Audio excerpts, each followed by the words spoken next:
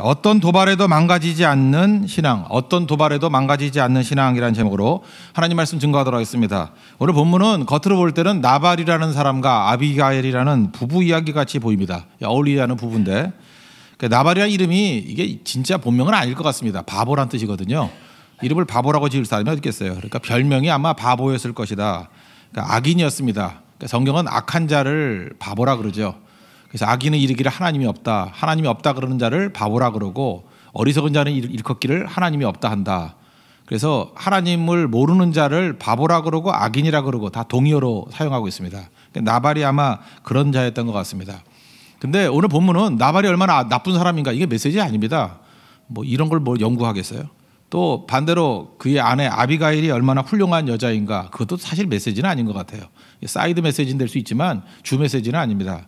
핵심은 뭐냐? 다윗이에요. 하나님께서 다윗을 어떻게 훈련시키느냐는 거예요. 그러니까 나발이라는 사람을 통해서 다윗을 깊게 만들고 아비가일을 통해서 하나님을 더 깊이 알아가기를 원한다라는 것입니다.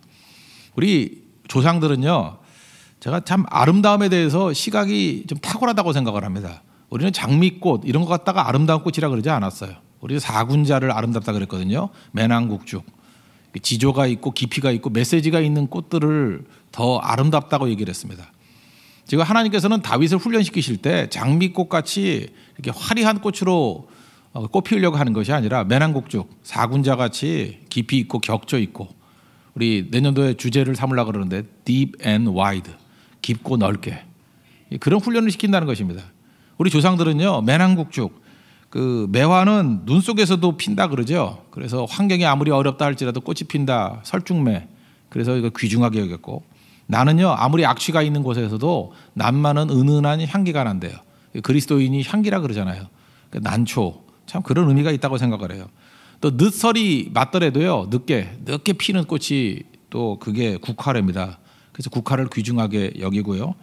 또 겨울에도 시들지 않는 것이 대나무죠. 대나무를 또 올곧은 것으로 잘 여겼다는 것입니다. 그래서 매낭국죽 사군자를 아름다움이라고 얘기했어요. 실제로 보면 화려하지 않아요.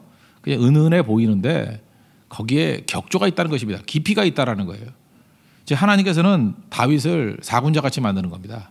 깊이 있게 만든다는 거예요. 그래서 나발을 만들어 가지고 또 다시 훈련시키시고 깊어지기 원하신다는 것입니다. 우리 인생도 이런 나발이라는 시험을 통해서 더 깊어질 수 있는 은혜 역사 있기를 바랍니다. 먼저 하나님께서 제일 먼저 하시는 일이 뭐냐면 다윗을 하여금 홀로 서기를 만든다는 거예요. 우리도 의존하는 게 아니라 하나님 앞에서 홀로 서기를 원한다는 것입니다. 1절을 보니까 사무엘이 죽었습니다. 여러분 보통 보면은 그 여호수아 1장에도 모세가 죽은 이후에 또 사사기 1절도 보면 여호수아가 죽은 이후에 어떤 전환기가 일어날 때 보면은 중요한 사람들이 죽죠. 그래서 뭐가 확 바뀌어 버립니다. 그러면 뭐 사무엘 상이 끝나든지 사무엘 하가 끝날 때 사무엘이 죽었으니 뭐 이렇게 나와야 되는데 중간에 나오잖아요. 이게 무슨 얘기입니까? 그 한 거대한 인물이 죽었는데 큰 전환기가 이루어지지 않았다는 거예요. 자기를 죽이려고 오는 사울은 여전하고 자기는 여전히 도망 다니고 있고 혼란은 여전하다라는 거예요. 우리 인생에도 뭐가 이렇게 획기적인 일들이 벌어졌으면 참 좋겠는데 이런 사무엘이라는 중요한 인물이 죽었음에도 불구하고 상황은 변화되지 않아요. 이게 훈련이라는 거예요. 하나님 앞에 이럴 때가 되게 많이 있다는 것입니다. 뭐가 안 변해요. 사무엘이 어떤 사람입니까? 다윗의 후원자였잖아요. 다윗에게 기름 부음해서 너는 왕이 될 것이다. 근데 이 물줄기 사라져 버렸잖아요. 그거 누가 알아요? 가족 몇 명밖에 본 사람이 없잖아요. 다윗이 왕이라고 기름 부었던 당사자가 죽었다고요. 그리고 자기는 장례식에 가지도 못한다고요. 그러니까 이게 황당한 일이죠. 이게 다윗이 당했던 또 한 번의 홀로서기예요. 이제까지는 하나님을 의지하지만 사무엘을 통해서 의지하는 부분이 상당히 많이 있었습니다. 근데 이제 홀로서라는 거예요. 여러분에게 있는 사무엘은 누굽니까? 영적으로 의지하는 사람이 있었죠. 그를 통해서 하나님께 나아가자 하는 부분이 있었죠. 근데 사무엘 그 다음에 다윗이 홀로서기를 원한다는 것입니다. 여기 바람 광야로 도망을 쳤다 이런 얘기가 나오는데 이거 왜 그랬을까요? 제가 볼 때 두 가지예요. 두려움과 슬픔이에요. 사무엘이 죽었다 그러니까 더 사울이 날뛸 거다 이런 예상을 할 거 아닙니까? 그러니까 더 멀리 더 남쪽이거든요. 남쪽으로 도망을 쳤고 또 하나는 슬픔이죠. 슬픔이 깊어질 때는 멀리 떠나게 돼 있습니다. 외로움 가운데 처하게 되더라는 거예요. 지금 다윗은 상실감에 빠져 있습니다. 고독에 빠져 있어요. 여러분 인생 가운데도 그렇죠. 너무 외로운 거예요. 고독한 거예요. 왜 세상이 이렇게 험하지? 그리고 하나님 믿고 의지하는데 뭐 변화되는 것도 없습니다. 이게 다윗의 상황이었다는 거예요. 근데 하나님께서는 그때 침묵하고 계십니다. 왜 나 홀로 있을 때 침묵하시죠? 더 깊어지라는 것입니다. 외로움은 하나님 백성들이 통과해야 될 어떤 과정이라고 생각하면 틀리지 않습니다. 그 외로움을 통해서 더 하나님 앞에서 deep and wide, 깊어지고 넓어지기를 원한다는 것입니다. 이 욥기 표현에 의하면 우리를 정금같이 숭늉같이 만드는 이 과정이라는 것입니다. 혹시 여러분들 이 삶 가운데 이게 다윗과 같이 외로움 가운데 의지할 곳 없는 상황에 놓인 적이 있습니까? 그 상황입니까? 이때가 우리가 더 깊어지고 정금같이 나오는 그런 계기가 된다는 것입니다. 이렇게 상황이 안 좋을 때죠. 사무엘이 죽고 난 다음에 이제 두 번째는 나발이 어떻게 보면 도발을 합니다. 지금 600명의 부하들을 데리고 이제 여기저기 다니고 있는데 이제 2절을 보니까 마온이라는 곳에 나발이라는 사람이 나오는데 나발이 어떤 사람이라를 묘사하기 이전에 부자다라는 것을 묘사합니다.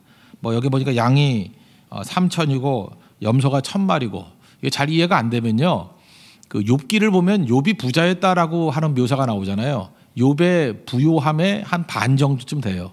그러니까 욥은 동방에서 최고 부자라 그랬는데 한 반쯤 되니까 뭐 10대 재벌까지는 안 되더라도 그죠? 한 100대 재벌은 될 만한 사람이에요. 그러니까 돈 많았다라는 것입니다. 그러니까 이 사람은 인격을 돈으로 묘사할 수밖에 없는 사람이었다 그런 얘기죠. 근데 악인이었다라는 거예요. 그러니까 이 사람한테 가가지고 그 부인이 있는데 부인 이름을 이제 아비가일이라고 표현합니다. 아비라는 것은 나의 아버지란 뜻이에요. 가일이 기쁨이고. 그래서 아비멜렉, 기드온의 아들이 아비멜렉이죠. 아비가 뭐예요? 나의 아버지. 멜렉은 왕이거든요. 나의 아버지는 왕이다. 아마도 이게 그 첩의 아들로 태어나가지고 너 좀 큰 힘을 대라 해서 이름을 아비멜렉이라고 지었던 것 같아요. 그죠? 그게 아비멜렉. 아비가일은 아버지의 기쁨. 딸을 낳고 난 다음에 너는 아빠의 기쁨이 될 거야. 뭐 이게 아비가일입니다. 참 지혜로운 여자였습니다. 그죠? 이 아름답고 성격도 참 좋은 여자였어요. 그러니까 이 부부가 있는 집에 이제 도움 요청하러 갔다라는 것입니다. 특별히 6절을 보면은 다윗이 얼마나 겸손하게 보내는지를 알 수 있어요. 여기는 샬롬하고 인사를 하는데 이게 이스라엘 인사죠. 샬롬을 3번이나 반복을 합니다. 여기 보니까 너는 평강하라. 샬롬 너는 이렇게 돼 있고요. 또 샬롬 내 집은 또 샬롬 내 소유 모든 것은 그러니까 이건 아주 정중한 인사예요. 너에게 샬롬이 임하길 원하고 내 집에 샬롬이 임하길 원하고 내 소유 모든 것에 샬롬이 임하길 원합니다. 3중의 인사예요. 굉장히 정중한 것이거든요. 그러니까 다윗은 모든 예를 다해서 이렇게 요청을 했다는 것입니다. 이거는 뭐 당연한 일일 수 있어요. 왜 그러냐면 그 남쪽에는 아말렉이 있었거든요. 아말렉으로부터 다윗이 아마 이 양떼들을 보호해 줬던 것 같습니다. 그리고 양털 깎는 날이거든요. 이게 추수 때하고 똑같은 겁니다. 잔칫날이기 때문에 서로 나눔이 있는 날이에요. 그래 이때는 뭐 당연하게 가가지고 이렇게 음식을 나눌 수 있는 것인데 이때 나발의 반응이 어떻습니까? 그 10절과 11절을 보니까 3가지 도발을 하고 있죠. 다윗은 누구며 이새의 아들은 누구냐? 다윗이 골리앗 물리친 영웅인데 왜 다윗을 모르겠어요? 그죠? 그런데 일부러 비꼬는 거죠. 네가 뭔데? 이런 거죠. 네가 뭔데? 너 옛날에 다윗인지 아냐? 왕의 사위고 영웅 그 다윗인지 아냐? 네가 뭔데? 다윗이 누구야? 이렇게 비아냥거리는 거예요. 그리고 요즘에 주인으로부터 억지로 떠난 종이 많다. 너 도망자지? 아픈 얘기하고 있어요. 너 도망자지? 그리고 또 뭐라고 얘기합니까? 내 것을 어디서 왔는지도 알지 못하는 자에게 줄 수 없다. 우리 식으로 하면 이제 근본도 모르는 자에게 내가 왜 줘? 또 다른 말로 하면 뭐예요? 너 다시는 못 떠. 너는 재기 못해. 이런 정도의 아주 아픈 얘기를 하더라는 것입니다. 그러니까 사람마다 이 말이 있는데요. 말을 이렇게 악하게 하는 사람이 있어요. 아프게 하는 사람이 있어요. 되게 어리석은 사람이에요. 어떤 사람 말을 들으면 독이 있어요. 어떤 사람 말을 들어보면 아파요. 그건 나발입니다. 나발. 그거는 악인이고 그건 어리석음이에요. 어떻게 말을 이렇게 해요? 뒤에 보면 나오지만 그의 아내 아비가일은 다르거든요. 말을 들을 때 내적 치유가 일어나요. 은혜가 돼요. 그러니까 하나님 앞에서 이게 제대로 이러니까 악인이죠. 근데 악인도 우리 인생 가운데 만날 수 있습니다. 아주 독설적인 사람 만나잖아요. 말만 들어도 너무너무 아픈 사람, 독이 되는 사람 만나잖아요. 그때 다윗의 반응이 어땠습니까? 막 분노했죠. 그죠? 그래서 13절을 보니까 너희는 각기 칼을 차라. 여기 각기니까 뭐예요? 한 사람만 칼 찬 게 아니라 400명 모두에게 완전 무장하라 이렇게 얘기를 했죠. 각 사람, 에브리맨 모든 사람이 다 무장하라. 이거 무슨 얘기예요? 다윗이 확 돌아버린 거예요. 이건 집단 학살이죠. 다 죽여버리겠다는 거죠. 나발만 죽이겠다는 게 아니에요. 나발의 가족들부터 시작해서 그 권속들 다 죽여버리겠다. 너는 내 손에 오늘 죽었다. 분노하는 거죠. 참 이상하지 않습니까? 사울에 대해서는 그렇게 용서하던 다윗이 왜 나발에 대해서는 이렇게 참지를 못해요? 이게 억눌려 있었기 때문에 그렇거든요. 그 사람이 그렇잖아요. 사실 사울도 사무엘에게 버림받았잖아요. 그래서 다윗에게 분풀이 하듯이 우리 인생이 그래요. 사울에게 눌려있던 것들을 엉뚱한 데 가서 분풀이해요. 나발에게. 그럴 때가 얼마나 많습니까? 가인도 하나님께 버림받고 난 다음에 아벨에게 분풀이 하잖아요. 그러니까 우리가 이런 식으로 갈 수가 있다라는 것입니다. 우리 사울이 85명의 노베 제사장들을 학살했던 사건이 나오죠. 아니 죄 없는 제사장 85명을 왜 죽여 이러죠. 지금 다윗 속에 사울이 있는 것이 보입니까? 다윗도 열받으니까 똑같은 학살을 저지르려고 그러잖아요. 우리는 많은 순간에 나는 사울보다 낫다고 생각합니다. 나는 그래도 믿음이 있고 나는 그래도 그럴듯하지 않냐. 근데 그렇지 않아요. 이거 상황이 되놓으면요. 그 사울하고 우리하고 별로 다르지 않다라는 것입니다. 세상이 변해서 그렇다고요? 세상이 변한 게 아니라 내가 변한 거예요. 여러분 세상이 어떤 데인지 아십니까? 세상은 언제나 그랬습니다. 세상은요 우리가 조금 그 힘이 없어질 조짐, 끝날 조짐만 보여도 다 떠나가 버려요. 그래서 뭐 정승 개가 죽을 때 사람 더 많이 온다 그러잖아요. 정승 죽으면 끝났구나. 그래서 아무도 안 온다고. 세상 인심이 그렇다고요. 여러분 힘이 없어져 한번 보세요. 어려움 당해 보세요. 주변에 있는 사람은 싹 떠나가 버려요. 세상 인심이 그래요. 그걸 경험하라는 거예요. 그게 믿을 것이 아니지 않냐. 나발이 저게 특별한 게 아니고 인생이 그런 거야.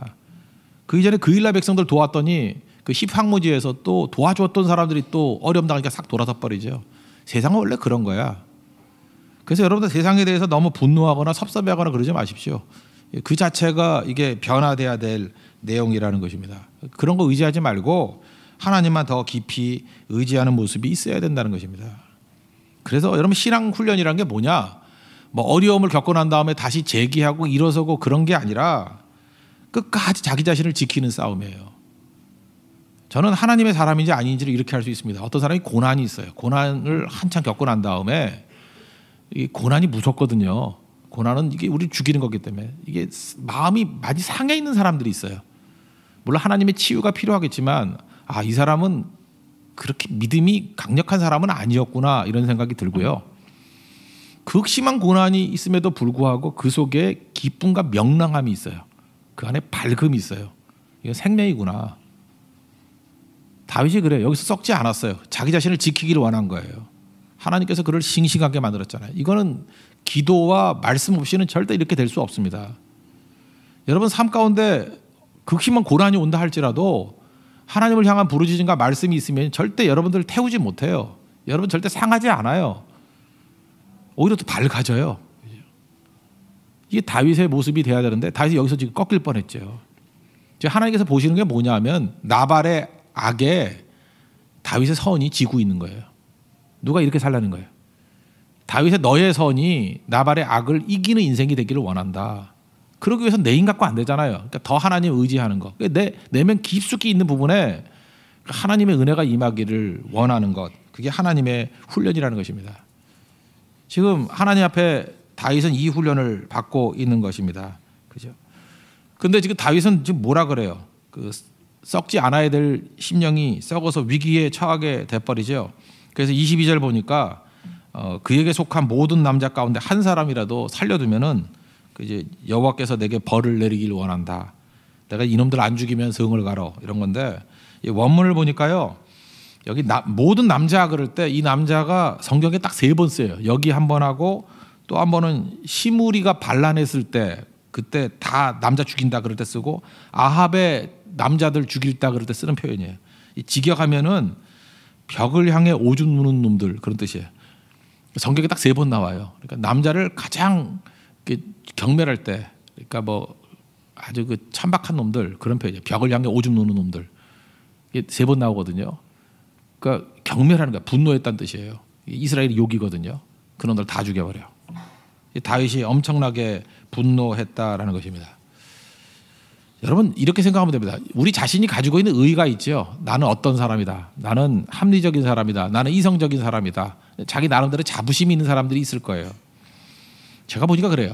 합리적인 사람은요. 좋은 거잖아요. 그런데 어느 위기 순간에 왔을 때 합리적 기준에 맞지 않으면 막 분노를 하더라고. 그래서 합리적인 사람이 공동체에서 힘이 돼야 되는데 사실 불편해요. 예를 들어서 어떻게 선교를 떠나잖아요. 그러면 정말 합리적인 사람이에요. 근데 그러면 모든 결정을 할 때 합리적인 사람이 있으니까 얼마나 힘이 되겠어요. 근데 실제로 힘이 안 돼요. 그 합리적인 걸 가지고 우리가 살다 보면 또 불합리적인 게 있잖아요. 비합리적인 게 있잖아요. 거기서 분노를 해요. 또 다른 예를 든다 그러면 너무너무 도덕적인 사람이 있어요. 도덕적으로 뭐 깨끗하고 도덕적 기준이 너무 높아요. 근데 같이 있으면 불편해. 이유가 뭐냐면 도덕적 기준이 너무 높아가지고 그 사람은 그렇게 사는 거 좋다고요. 근데 이게 공동체 생활을 하면은 자기 기준에 맞지 않으면 분노를 해. 그래서 이 세상에 있는 모든 잘난 인간들은 같이 있기가 싫어요. 자꾸 분노해. 아, 이거 화내는 거 좋아하는 사람 누가 있어요? 그래서 자꾸 화를 내. 그래서 교회에서도 보면 화를 내는 사람들 보면 다 훌륭한 사람들이에요. 너무 훌륭해서 화를 내 자꾸만. 절대로 그런 여자하고 결혼하지 마세요. 너무 훌륭한 여자하고 날마다 화낼 거야 남자들. 그래서 못 살아요. 너무 훌륭한 남자하고 결혼하지 말고 좀 찌질이 같은 애하고 하는 게 좋아요. 너무 수준이 높으면요 맨날 새벽 4시까지 일어나 이런 남자하고 살면 못 살아요. 그죠? 청소해놔가지고 각다찌게 못 살아요. 모든 거 파우치에 다 집어넣어 못 살아요 그거. 그냥 막 어디지 물건 어디인지도 모르는 그게 살기 좋은 거죠. 다윗이요 나름대로 지금 뭘 지켰잖아요. 이게 지금 자기 의가 된 거예요. 자기 의가 돼가지고 의의 기준에 맞지 않는 거에 대해서 이렇게 또 분노합니다. 사람이 말이 짧아지면 무섭죠. 각자 칼차 이거 뭐 결심 내린 거죠. 말이 짧아지면 결심한 거예요 지금. 그죠? 그래서 다 죽여버리겠다 이렇게 얘기를 나오는 거죠. 여러분 인간이 나는 예외다라고 생각하는 거는 잘못된 거라고 생각을 합니다. 우리도 어떤 위치에 놓이면 다 똑같아요. 그 예일 대학의 스탠리 밀그랩이라는 교수가 조사했던 것 중에 하나인데 뭐 두 가지예요. 인간은 동조 현상이 있다라는 거예요. 뻔한 건데 이 칠판에다가 줄 3개를 갖다 놓은 거예요. 뭐 예를 들어서 한 15cm, 10cm, 5cm. 그럼 제일 긴 거, 중간 거, 작은 줄. 누가 보더라도 15cm, 10cm, 5cm를 구분 못 해요, 그거를. 근데 첫 번째 이거는 이제 그 실험 대상자를 속이기 위해서 이제 동원된 사람이죠. C 5cm짜리를 제일 길다 그랬어요. 머뭇거리면서 C가 제일 길어요. 말도 안 되죠. 두 번째 사람도 머뭇거리면서 C라고 몇 명 그랬어요. 그러고 난 다음에 4번, 5번째 쭉 나올 때 보니까 사람들은 앞에 사람의 얘기들을 듣고 생각도 안 하고 다 C라고 그래요. 그리고 진짜 실험 대상자 이 사람한테 물어봤더니 거의가 C가 제일 길다 그러더래요. 인간은요 자기 뜻대로 사는 게 아니에요. 그냥 동조하며 사는 거예요. 남들이 그렇다 그러면 제정신 갖고 사는 게 아니에요. 그냥 거짓으로 사는 게 더 편하기 때문에 괜히 튀지 말자. 다들 C가 제일 길다 그러는데 나도 그러고 살자. 뭐 틀려봐야 다 틀린 것 중에 하나니까 별 문제 없지. 이러고 살아간다는 거예요. 이게 개인적인 선악이 없는 문제에 대해서는 이렇게 하지만 그래도 다른 사람에게 고통을 주는 문제는 아닐 거다. 그래서 또 다른 실험을 했어요. 실험자를 대상으로 했고 뭐 진짜는 아니죠. 전기 충격을 주기 위해서 15V, 30V, 50V, 100V, 150V, 200V, 300 정도 되면 기절한대요. 300인데 450까지 있게 해놨어요. 전제는 뭐였냐면 소리 지르게 했거든요. 하다가 100V 넘어서면 막 비명을 지르고 200V 되면은 까무러치게 이렇게 만들어놨다는 거예요. 그래서 이제 예상하기를 누가 200V 이상 누르겠냐 저 반응을 보면서. 근데 거의다가 300V까지 눌렀어요. 300V 넘으면 소리가 안 나거든요. 기절한 거로 되니까. 450V를 누른 사람이 3분의 1이래요. 이거 왜 나왔냐면 아이만이라고 그 유태인 600만 명을 학살했던 그 당사자가 있죠. 히틀러 부하. 아이만 같은 사람이 특별한 사람이냐? 아니라는 거예요. 우리도 그 상황이 돼버리면 충분히 그럴 수 있어요. 이 집단 광기죠. 우리는 예외냐? 예외 아니라는 것입니다. 다윗을 보세요. 다윗도 세팅 가운데 그대로 두니까 사울하고 똑같이 돼버리잖아요. 여기서 필요한 게 뭐죠? 하나님께서 이때 하나님 의지하지 않으면 모든 인간은 죄인이기 때문에 다 똑같이 돼버린다는 거예요. 너무 자부심 갖지 마세요. 그래서 우리 믿음에 있어서 지금 다윗이 이 나발 사건을 통해서 하나님께서 훈련시키고자 하는 건 뭐냐면 네 의지 갖고 선함을 유지하는 것은 불가능한 일이야. 그 말씀입니다. 철저히 하나님 의지하고 나가지 않으면 절대로 우리는 하나님의 뜻대로 살 수 없는 존재라는 것입니다. 그래서 인간은 떠내려가는 존재예요. 내 생각과 내 믿음 갖고 사는 게 아니에요. 이렇게 세속의 흐름 가운데 떠내려가는 인생이라니까요. 우리 지금 다 떠내려가고 있습니다. 말씀 붙들지 않고 깨어서 기도하지 않으면요, 우린 표류하는 인생이 돼버려요. 떠내려간다니까요. 그냥 누구나 다 넘어지는 인생이 될 수밖에 없다는 것입니다. 그래서 나의 의를 의로 삶아서는 절대로 안 된다는 거예요. 제 자신을 놓고도 그래요. 사람은 죄인이지만 나름대로 자기 의가 있어요. 나는 이것만은 잘해. 나는 이것만은 틀림없어. 나는 합리적이야. 나는 돈 문제만은 깨끗해. 뭐 이런 거 있잖아요. 그죠? 나는 공평해. 그게 자기 의인데 자기 의를 자기의 의로 삼으면 안 돼요. 그리고 자기 의를 넘어서서 하나님의 의를 누리는 인생이 돼야 됩니다. 하나님밖에 내 의가 될 수 없다. 다윗은 지금 이 사건을 통해서 이걸 깨닫기를 원하는 거예요. 여러분, 하나님의 의의 신비는 두 가지예요. 하나는 뭐냐 하면은 나는 완전 무자격자다. 오늘도 여러분 예배를 통해서 하나님의 능력을 맛보는 길은 그겁니다. 나는 자격이 하나도 없다. 나는 완벽한 무자격자다. 그걸 성경이 죄인이라고 그러거든요. 나는 완전한 무자격자다. 근데 아무 조건 없이 주님께서 나를 무조건적으로 사랑해 주셨다. 그래서 무자격자라는 걸 깨닫고, 그러면 구원받을 길이 없잖아요. 건집받을 길이 없잖아요. 근데 이유 없이 사랑해 주시는 거예요. 이게 무조건적인 사랑이에요. 이 두 가지를 만나는 거예요. 이게 왜 필요하냐 하면요, 무조건적인 사랑을 만나지 않으면 평생 자기 의를 만드는 싸움 벌이다가 끝나요. 나는 요즘에 이 현대인들이 살아가는 걸 보면서 참 불쌍하다는 생각을 가져요. 왜냐하면 자기가 자기 의를 만들려고 그러다 보니까 스펙 쌓잖아요. 스펙이 뭐예요? 나를 증명하려고. 그 쓸데도 없는 공부들 지금 하고 있잖아요. 그죠? 요리사 자격증이나 따고 뭐 이러잖아요. 그죠? 쓰지도 못할 거. 그죠? 맨날 아프면서 무슨 뭐 또 운동 자격증 뭐 이런 거 따고 뭐 그런 분들 있잖아요. 그죠? 이게 자기 의거든요. 자기 의. 어떻게든 살아보겠다고. 근데 대충 살아도 하나님이 은혜 주시면 또 사는 사람이 있는 반면에 이러고 살아간다고요. 요즘엔 대표적인 게 학력이죠. 학력이 나를 살리는 줄 알고, 돈이 나를 살리는 줄 알고, 저도 그래요. 뭐 나름대로 이게 뭐 나를 살리는 건지 알고, 체면이 나를 살리는 줄 알고, 그거 아닌데, 그거 버려야 되는 건데. 그러니까 두렵죠. 남들이 나를 어떻게 보느냐.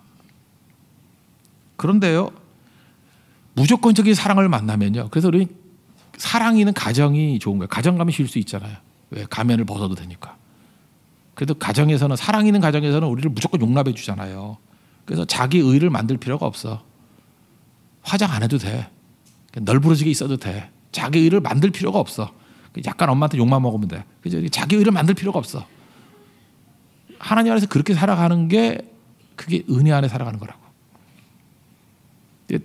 다윗은 자기가 만들어가는 인생이었어. 잘 살았지만, 사울도 안 죽이고 살았지만, 하나님은 거기가 아니라 은혜를 알기를 원한 거예요. 하나님 붙들고 살기를 원한 거예요. 여기서 깨달은 거죠. 나도 사울과 다를 바가 없다. 똑같이 학살의 주인공이 될 수 있다. 아이만이 될 수 있다. 사울이 될 수 있다. 칼차가 다 죽이라 그랬잖아요. 하나님 아니면 안 되는구나. 나의 무자격성, 그리고 하나님의 무조건적인 사랑, 이제 더 이상 자기 의를 만들 필요가 없는 인생이 되는 거예요. 이게 믿음입니다. 자기 자기 의로 증명할 필요성이 없는 상황으로 가는 게 은혜를 아는 자예요. 그래서 그 다음에 만난 게 은혜로서의 아비가일이거든요. 아비가일은요, 다윗이 준비한 게 아니에요. 다윗이 예측한 것도 아니에요. 적의 가정에 내 원군이 있을지를 누가 알았겠어요? 여러분, 뭐 우리 전쟁을 하는데 뭐 예를 들어서 우리가 중국하고 뭐 옛날같이 전쟁을 했다고 합시다. 이제 고구려 시대 때. 근데 중국의 그 적장의 아내가 내 편이 될지 누가 알겠어요? 말이 안 되는 거죠. 왜 도와줄지. 그거 똑같은 거예요. 상상도 못하는 대적의 가정에 내 원군이 있는 거예요. 이게 하나님의 은혜죠. 내가 한 게 뭐가 있어요? 그때 깨달은 거죠. 아, 하나님이 나를 지켜주시는 거지 내 힘 갖고 나를 지키는 게 아니다. 이거를 깨닫게 만드는 게 다윗의 깨우침이었어요. 아비가일 만났더니 아비가일이 대단히 지혜로운 여자죠. 3가지 얘기를 해. 되게 긴 얘기를 하는데 아마 여자가 한 얘기 중에 제일 길 거예요. 성경에. 예. 아비가일이 제일 많은 대사가 제일 길어요.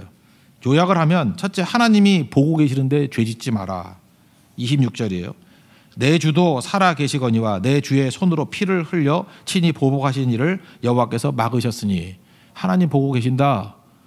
이거 하면 안 됩니다. 그러셨고, 둘째 29절에 생명싸개로 하나님께서 보호하신다 그랬어요. 내 주의 생명은 내 주의 하나님 여호와와 함께 생명싸개 속에 쌓였을 것이요. 그 다음에 또 옛날을 기억하게 만들어요. 내 주의 원수들의 생명은 물매로 던지듯 여호와께서 그것을 던지셨나이다. 물맷돌로 너 골리앗 죽였잖아. 또 승리할 거야. 승리도 주시고 하나님이 보호해 주실 거야. 2번째 메시지. 3번째, 하나님께서 너를 왕으로 세울 거다. 30절 보니까 내 주를 이스라엘의 지도자로 세우실 때에 이렇게 하자가 있으면 안 되지 않습니까? 저는 이 얘기를 쭉 읽어보면서 느꼈던 게 뭐냐 하면 다윗은 아비가일의 얘기를 듣고 내적 치유가 일어났던 것 같아요. 이건 하루아침에 할 수 있는 얘기가 아니에요. 아마도 이 아비가일은 장차 왕이 될 다윗을 위해서 중보기도 했던 여자였던 것 같습니다. 그러니까 깊이가, 기도하면요 지혜가 생긴다고요. 이제까지 다윗은 사울과 자기 자신, 나발과 자기 자신 이렇게 평면적으로 생각을 했어요. 근데 아비가일의 이 조언의 핵심이 뭐냐면 입체적인 구도예요. 하나님이 계신다는 거예요. 나발과 다윗의 관계가 아니라 하나님과의 관계 속에서 나발과 다윗을 보라는 거예요. 다윗과 사울과의 관계가 아니라 하나님의 관점에서 다윗과 사울을 보라는 거예요. 입체적으로 보라는 거예요. 엄청난 지혜죠. 여러분, 인생 가운데 지금 문제와 나를 보면 안 돼요. 하나님 은혜 안에 봐야 돼요. 하나님 관점 안에 봐야 된다고. 그럼 다 뜻이 있겠죠. 메타 디스코스, 하나님의 거대 담론이 있다고요. 이게 아비가일의 지혜였다는 것입니다. 그러고 난 다음에 이 얘기를 듣고 정신 번쩍 든 거죠. 하나님께서 은혜 가운데 이런 조언도 들려주시고 아비가일을 보내주셨구나. 그리고 범죄치 않습니다. 이게 다윗의 축복이었어요. 나중에 이 얘기를 듣고 나발은 또 열흘 동안 시름시름 앓다가 죽고 해피엔딩으로 끝나죠. 아비가일을 또 아내로 불러들이는 일들이 있다라는 것입니다. 이걸 통해서 다윗이 깊어진 거죠. 뭘 알게 됐어요? 내 안에 자기의가 있었다라는 거죠. 오늘 이 사건을 통해서 우리에게도 주시는 귀중한 메시지가 있다고 생각합니다. 우리 나름대로 이런 생각을 할 거예요. 내가 하나님 말씀대로 잘 살았는데 왜 내 삶에서는 고난이 그치질 않고 시험이 그치질 않아? 왜 풀리는 문제가 없어? 입체적으로 생각 안 하고 평면적으로 생각하기 때문에 맨날 그런 거예요. 주님께서는 내 속 깊이, 하나님 앞에서 깊이 있게 하나님의 은혜 안에 살아가는 것, 자기의가 깨지고 은혜 안에 살아가는 그 모습을 원하시는 거예요. 거기까지 성장하기를 원하시는 거라고. 오늘도 주님이 원하시는 그 깊이를 붙드는 인생 되기를 바랍니다. 잘 보세요. 우리가 여기까지 잘 된 거가 있어요. 내가 잘해서 잘 된 게 아니고요. 내가 그 자리에 있었기 때문에 된 거예요. 그래서 하나님의 은혜예요. 여호수아서를 읽어보면은 제일 많이 나오는 게 받으라예요. 받으라. 핵심 단어가 받으라예요. 주신 땅을 받으라. 제일 소중한 것은 받을 줄 아는 인생입니다. 은혜도 받을 줄 알아야 돼요. 은혜를 받을 줄 알면 악도 받을 수 있어요. 이게 하나님 필요하니까 주시는 거지. 어떤 거는 왜 어찌하여 이러는데 다 받을 수 있어요. 받아서 그게 내 인생에 도움이 되는 거예요.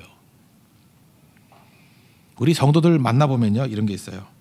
자기 의에 사로잡힌 사람은요, 자기가 만든 하나님을 믿어요.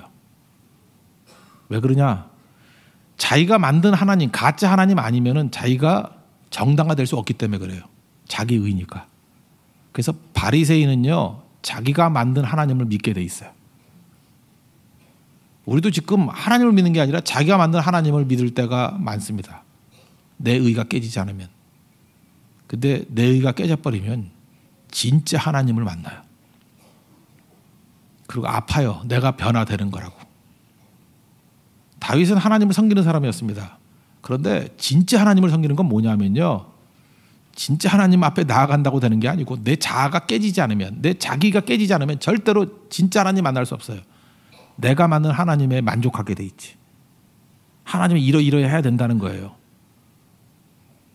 가짜거든요. 오늘도 우리 삶 가운데 하나님께서 나발 같은 자를 보내줍니다. 멍청한 놈들을 보내줘요. 그래서 그거를 통해서 사실은 나발의 문제가 아니에요. 내 자기의가 깨져서 내가 만든 하나님이 아니라 진짜 하나님을 만나서 은혜구나 라는 것을 깨닫기를 원한다는 것입니다. 오늘 내가 이룬 것들이 내가 이룬 게 아니야. 하나님의 은혜였어요. 그걸 깨닫는 종 되기를 바랍니다. 저는 지금도 그래요. 우리 할아버지도 뭐 신사참배 안 했던 분이기 때문에 뭐 우리 집안에 대해서는 자신 있게 얘기할 수 있어요. 우리 일제시대 때 신사참배 한 사람들도 있고 안 한 사람들이 됐습니다. 해방이 됐어요. 신사참배 안 했던 분들이 있습니다. 훌륭한 믿음이죠. 목숨 걸고 신사참배 안 했어요. 그러면 해방 이후에 신사참배 안 한 것이 하나님의 은혜다, 이랬으면 얼마나 좋았겠어요. 근데 우리는 신사참배 했는데 신사참배 안 한 놈들하고는 같이 할 수 없어. 그래서 교단이 갈라졌어요. 신사참배 한 그룹과 안 한 그룹. 그게 뭐예요? 그게 또 하나의 또 자기의가 돼버린 거죠. 우리 인생이 그래요. 아까도 얘기했잖아요. 고매한 도덕성. 그게 같이 하기가 힘들어진다니까요. 더불어 살기가 힘들어지는 인생이 돼버린다고요. 그게 자기의가 됐기 때문에 그래요. 왜 하나님께서 우리에게 자기가 깨지면서 은혜가 필요한지 아십니까? 그래야 사명 이루는 종이 되고, 그래야 더불어 살기가 가능하고, 그래야 하나됨을 이룰 수 있기 때문에 그렇습니다. 여러분, 예수를 잘 믿는데 이상하게 가정이 불편해져요. 그 왜 그런지 알아요? 믿는다고 하면서 자기 의를 세웠기 때문에 그래요. 다윗이 왕 될 사람 아닙니까? 유다의 왕이 아니라 이스라엘의 왕이 돼야 될 사람 아니에요. 여러분도 왕 될 사람들 아닙니까? 은혜 모르면 왕 못 돼요. 계속 분열만 이렇게 동네 골목대장 되는 거지. 우리 민족에게 하나님의 은혜를 아는 지혜가 있기를 원합니다. 그죠? 우리 모든 성도들에게 하나님의 은혜를 아는 지혜가 있기를 원해요. 그래야 살려내요. 그래야 진짜 인물 됩니다. 지도자 됩니다. 다윗은 나발을 넘어섰어야 했습니다. 우리에게 나발 같은 존재를 통해서 보여주시는 하나님의 은혜를 깊이 깨닫는 우리 믿음의 신실한 영되기를 축원합니다. 예, 모두 자리에서 일어나겠습니다. 은혜 아니면 살아갈 수가 없네 찬양하겠습니다.